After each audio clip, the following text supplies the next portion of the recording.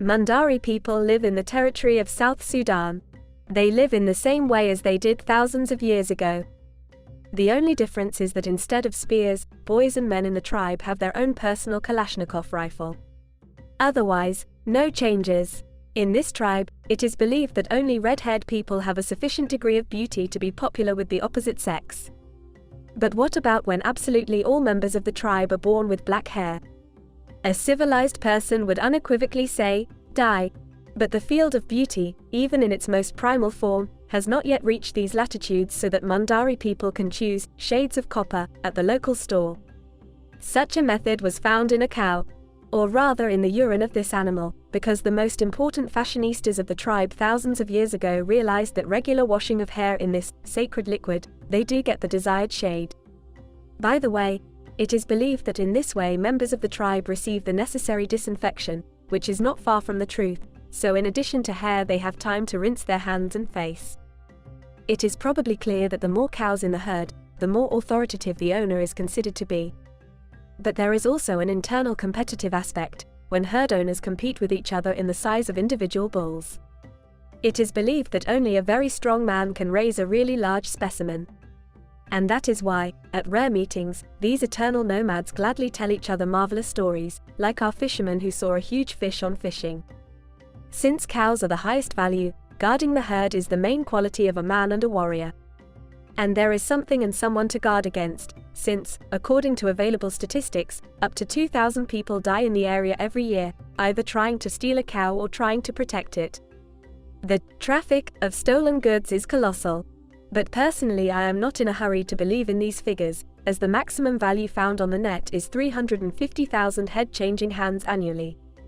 Not a single morning begins without the head of the family touching the udder of a cow and enjoying the taste of the freshest milk. And this is done early in the morning, and only then, after hitting a special drum, the rest of the tribe wakes up to continue the process of eternal cow walking. Of course, in modern countries, manure is perceived as nothing but a fertilizer for the cultivated area, as it has an incredible amount of useful substances and microelements, thanks to which plants rise like on yeast. But Mundari people are still not getting their hands on farming. However, in the practically bare, lifeless savanna, where trees are in great shortage, the tribe members have figured out that dried dung is a great way to keep a fire going, and in a very dried, hardened form it is also a brick for building a fence or a tent. As in olden times, a large dung fire burns at night in the middle of a temporary or seasonal camp of Mundari people. In the morning, a peach-colored ash remains in the place of this fire. If you look closely at the members of the tribe, in addition to red hair, almost all the skin of these nomads is covered with a strange patina, which resembles the color of a peach. These two facts are very interrelated, because it is believed that it is the dung ash is the best defense against insects and most diseases. By the way, mosquitoes are very large here, and there is a logic in applying a thick mass of such moistened ash on one's body or on the body of cattle. According to Mundari people, the life of a human being, even the most dear one, in these places is worth much less than the life of a healthy and large cow. They made a special calculation, according to which they tried to derive the monetary equivalence of one individual. It turned out that, in the opinion of the tribe members, the price of one cow or bull can be up to $500. Sales, on the side, happen, because it is necessary to take money for machines somewhere. Since, with $500, an individual family in this tribe can provide for all their few wants, for several years to come, they would rather sacrifice a family member than give up one cow. But there is a question of who is a member and who is not. When I said that the life of this tribe is inseparable from the life of the cowherd, I did not describe how deeply. In this respect, cows from Sudan are probably the most trained cows in the world, because, coexisting closely with their masters, they get used to behave almost like devoted dogs. The owners themselves seldom bother to build a separate dwelling. If occasionally it gets cold, they lay down under the barrel of their favorite cow. Everyone has his own favorite. At the same time, going for a night's lodging will necessarily pick up a clean place both for themselves and their totem animal, because sleeping on the dirty ground is unhygienic. In addition to red hair, tribe members put picturesque scars on their bodies.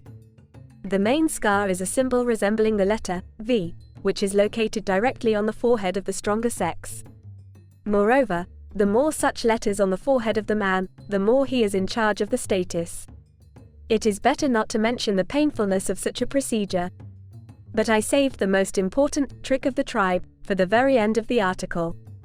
The thing is that from generation to generation, Mundari people pass on a very important knowledge: how to increase milk production in a cow.